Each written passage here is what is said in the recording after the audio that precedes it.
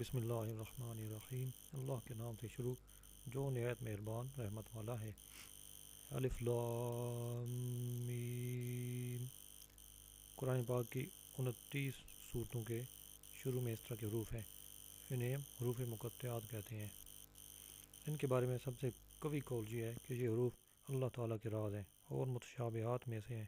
ان کی مراد اللہ تعالیٰ جانتا ہے اور ہم ان کے حق ہونے پر ایمان لاتے ہیں۔ یہاں یہ بات یاد رہے کہ اللہ تعالیٰ نے اپنے حبیب صلی اللہ علیہ وآلہ وسلم کو بھی حروف مقطعات کا علم عطا فرمایا ہے،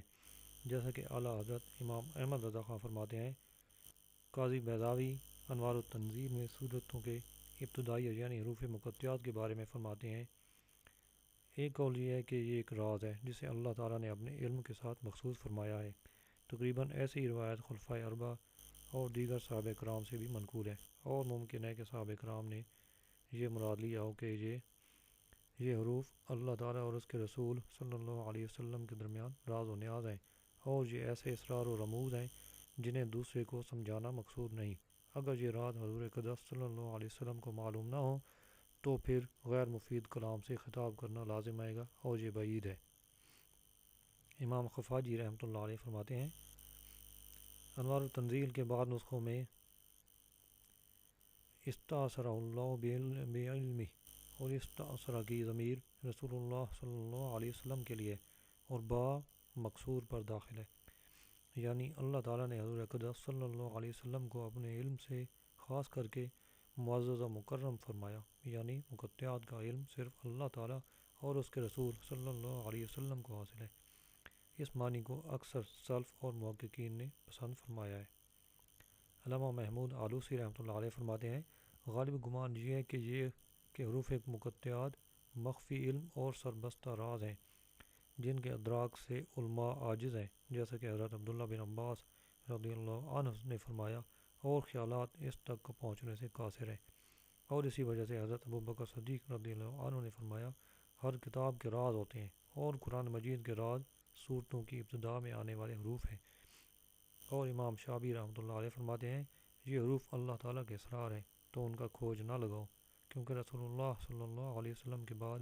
ان کی معرفت آپ کے علوم کے وارث اولیاء کرام کو ہے، انہیں اسی بارگاہ سے ان اسرار کی معرفت حاصل ہوتی ہے، اور کبھی یہ حروف خود انہیں اپنا معنی بتا دیتے ہیں، جیسے نبی کریم صلی اللہ علیہ وسلم کے ہاتھوں میں کنکریوں نے تسبیح کے ذریعے کلام کیا، اور گو اور ہرن حضور اکرم صلی اللہ علیہ وسلم سے ہم کلام ہوئے، جیسا کہ ہمارے آباء و اجداد یعنی اہل بیت سے یہ بات یعنی حروف مقطعات کا علم ہونا صحت سے ثابت ہے۔ بلکہ جب کوئی بندہ قرب نوافل کے درخت کے پھل چنتا ہے تو وہ ان حروف کو اور اس کے علاوہ کے علم کو اللہ تعالیٰ کے علم کے ذریعے جان لیتا ہے۔ اور جہاں تک اس بات کا تعلق ہے کہ بعض علماء نے یہ کہا ہے کہ اگر ان کا کوئی مفہوم نہ ہو تو ان کے ساتھ خطاب محمل خطاب کی طرح ہوگا، یہ بات ہی محمل ہے، اگرچہ اسے کہنے والا کوئی بھی ہو، کیونکہ اگر تمام لوگوں کو سمجھانا مقصود ہو تو یہ ہم تسلیم نہیں کرتے، اور اگر صرف ان حروف کے مخاطب کو سمجھانا مقصود ہو اور وہ جہاں رسول اللہ صلی اللہ علیہ وسلم ہے تو اس میں کوئی مومن شک نہیں کر سکتا کہ سرکار دو عالم صلی اللہ علیہ وسلم ان کا معنی جانتے ہیں، اور اگر اس سے بعض لوگوں کو سمجھانا مقصود ہے تو ارباب ذوق کو ان کی معرفت حاصل ہے، اور وہ الحمدللہ امت محمدیہ میں کثیر ہیں، اور ہم جیسوں کا ان کی مراد نہ جاننا نقصان دہ نہیں، کیونکہ ہم تو ان بہت سے افعال کی حکمت بھی نہیں جانتے جن کے ہم مکلف ہیں، جیسے جمرات کی رمی کرنا، صفا و مروہ کے درمیان صحیح کرنا، رمل اور اجتباء وغیرہ، اور ان جیسے احکام میں اطاعت کرنا سر تسلیم خم کرنے کی انتہا پر دلالت کرتا ہے۔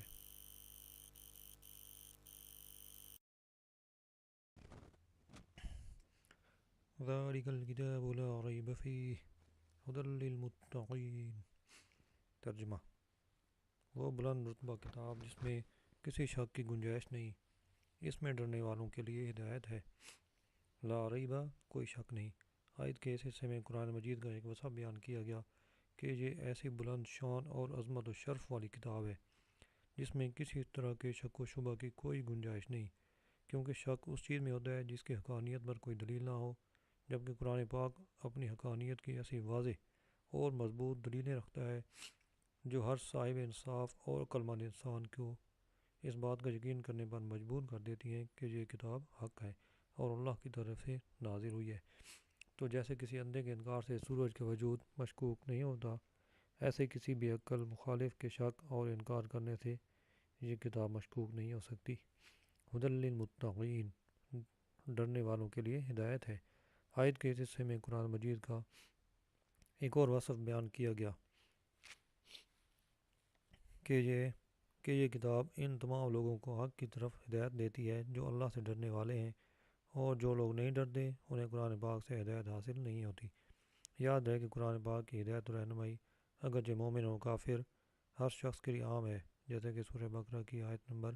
185 میں اللہ نے ارشاد فرمایا ہدی للناس، یعنی قرآن مجید تمام لوگوں کے لیے ہدایت ہے۔ لیکن چونکہ قرآن مجید سے حقیقی نفع صرف متقی لوگ حاصل کر سکتے ہیں، اس لیے یہاں ہدی للمتقین یعنی متقین کے لیے ہدایت فرمایا گیا۔ تقوی کا معنی ہے نفس کو خوف کی چیز سے بچانا، اور شریعت کی اصطلاح میں تقوی کا معنی یہ ہے کہ نفس کو ہر اس کام سے بچانا جسے کرنے یا نہ کرنے سے کوئی شخص عذاب کا مستحق ہو، جیسے کفر، شرک، کبیرہ گناہوں، بے حیائی کے کاموں سے اپنے آپ کو بچانا، حرام چیزوں کو چھوڑ دینا اور فرائض کو ادا کرنا وغیرہ۔ اور بزرگان دین نے یوں بھی فرمایا ہے کہ تقوی یہ ہے کہ تیرا خدا تجھے وہاں نہ پائے جہاں اس نے منع فرمایا ہے۔ تقوی کے فضائل، قرآن مجید اور احادیث میں تقوی حاصل کرنے اور متقی بننے کی ترغیب اور فضائل بکثرت بیان کیے گئے ہیں۔ چنانچہ اللہ تعالیٰ ارشاد فرماتا ہے سورہ آل عمران، ترجمہ: اے ایمان والو، اللہ سے ڈرو جیسا اس سے ڈرنے کا حق ہے، اور ضرور تمہیں موت صرف اسلام کی حالت میں آئے۔ پھر سورہ احزاب میں ارشاد فرمایا، اے ایمان والو، اللہ سے ڈرو اور سیدھی بات کہا کرو، اللہ تمہارے اعمال تمہارے لیے سنوار دے گا اور تمہارے گناہ بخش دے گا، اور جو اللہ اور اس کے رسول کی فرما برداری کرے اس نے بڑی کامیابی پائی۔ حضرت عطیہ صادی رضی اللہ عنہ سے روایت ہے، رسول کریم صلی اللہ علیہ وسلم نے ارشاد فرمایا، کوئی بندہ اس وقت تک متقین میں شمار نہیں ہوگا جب تک کہ وہ نقصان نہ دینے والی چیز کو کسی دوسری نقصان والی چیز کے ڈر سے نہ چھوڑ دے، یعنی کسی جائز چیز کے ارتکاب سے ممنوع چیز تک نہ پہنچ جائے۔ حضرت ابو سعید رضی اللہ عنہ سے روایت ہے، نبی کریم صلی اللہ علیہ وسلم نے ارشاد فرمایا، تمہارا رب ایک ہے، تمہارا باپ ایک ہے، اور کسی عربی کو اجمی پر فضیلت نہیں ہے، نہ ہی اجمی کو عربی پر فضیلت ہے، نہ گورے کو کالے پر فضیلت ہے، نہ کالے کو گورے پر فضیلت ہے، مگر صرف تقوی سے۔ حضرت انس رضی اللہ عنہ سے روایت ہے، حضور نبی کریم صلی اللہ علیہ وسلم نے ارشاد فرمایا، تمہارا رب ارشاد فرماتا ہے، اس بات کا مستحق میں ہی ہوں کہ مجھ سے ڈرا جائے، اور جو مجھ سے ڈرے گا تو میری شان یہ ہے کہ میں اسے بخش دوں۔ تقوی کے مراتب، علماء نے تقوی کے مختلف مراتب بیان فرمائے ہیں۔ جیسے عام لوگوں کا تقوی ایمان لا کر کفر سے بچنا ہے، متوسط لوگوں کا تقوی احکامات کی پیروی کرنا اور ممنوعات سے رکنا ہے، اور خاص لوگوں کا تقوی ہر ایسی چیز کو چھوڑ دینا ہے جو اللہ سے غافل کر دے۔ اور اعلیٰ حضرت امام احمد رضا خان کے فرمان کے مطابق تقوی کی 7 قسمیں ہیں: کفر سے بچنا، بد مذہبی سے بچنا، کبیرہ گناہ سے بچنا، صغیرہ گناہ سے بچنا، شبہات سے پرہیز کرنا، نفسانی خواہشات سے بچنا، اور اللہ تعالیٰ سے دور لے جانے والی ہر چیز کی طرف توجہ کرنے سے بچنا۔ اور قرآن عظیم ان 7 مرتبوں کی طرف ہدایت دینے والا ہے۔ اللہ تعالیٰ ہمیں متقی اور پرہیزگار بننے کی توفیق عطا فرمائے، آمین۔